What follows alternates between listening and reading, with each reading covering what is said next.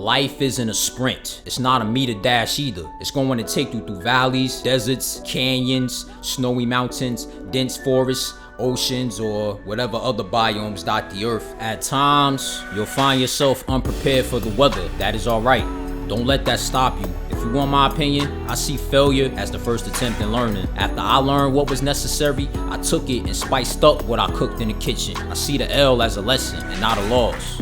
Hence why I walked away after I learned mine several years ago. You may have ghosted me, but I know you think of me still. I know you watch me. You see me shining. I told you I was going to become the greatest there ever was, and look, that's exactly what I did. You'll be coming back to reclaim what you're missing very shortly.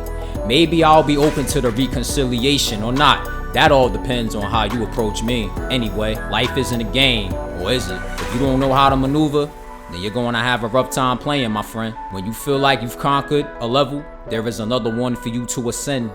The journey never ends. Even death is a journey, but no one wants to discuss the inevitable. Niggas have become too attached to this three-dimensional world. I see why you can't let it go. It's all you know.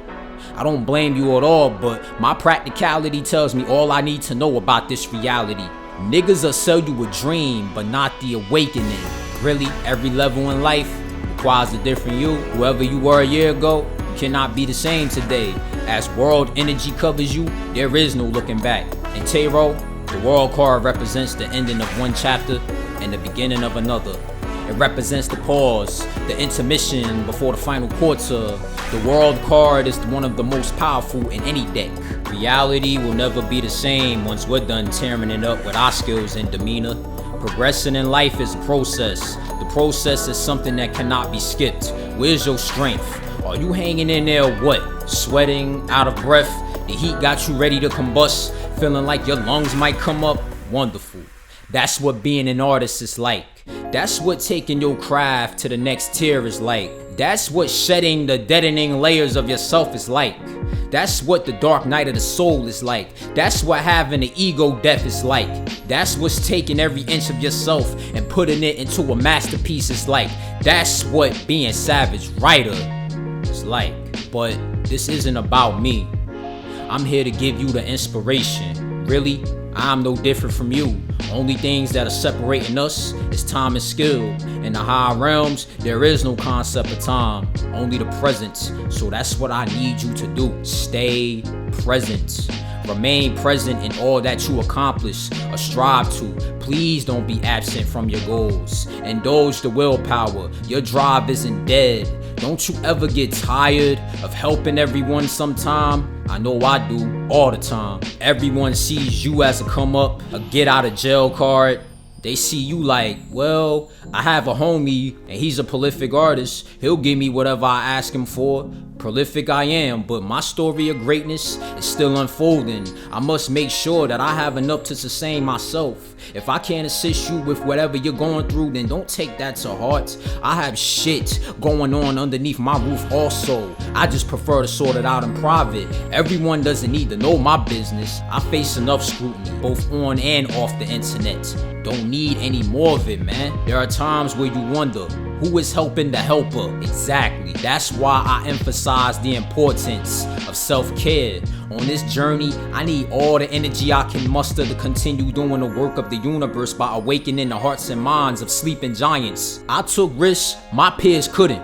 How many of them are getting up on stages in front of strangers talking about their deep, darkest fears? How many of them are actively building artistic repertoire fearlessly, not knowing how the public may react to it?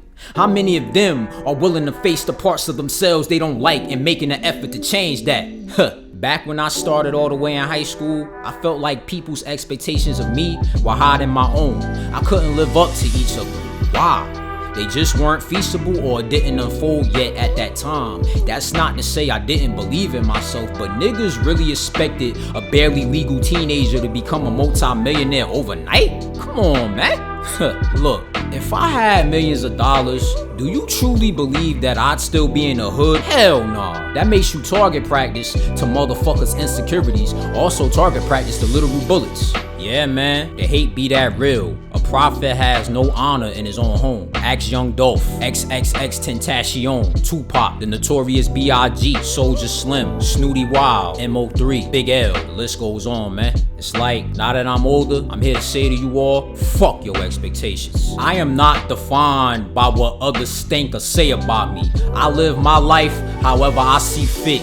I do what I want, and you do what you can about it. Fuck your approval. I have God's approval. This is who I am now. A fearless artist shouting his truth from the mountaintops. I don't care who it annoys. That's their problem if they cannot resonate with my truth. I'm here for those that it does resonate with. I ain't gonna give up on them. Like I always tell them, keep watching. That's all you can do now. You can't bully me anymore. You can't undermine me anymore. You can't make me feel small anymore. I've grown stronger since you last saw me. Wiser too. Keep in mind, this is only the beginning. You haven't seen anything yet, so in the words of the great late Nipsey Hussle, the marathon continues. Let's keep running this shit.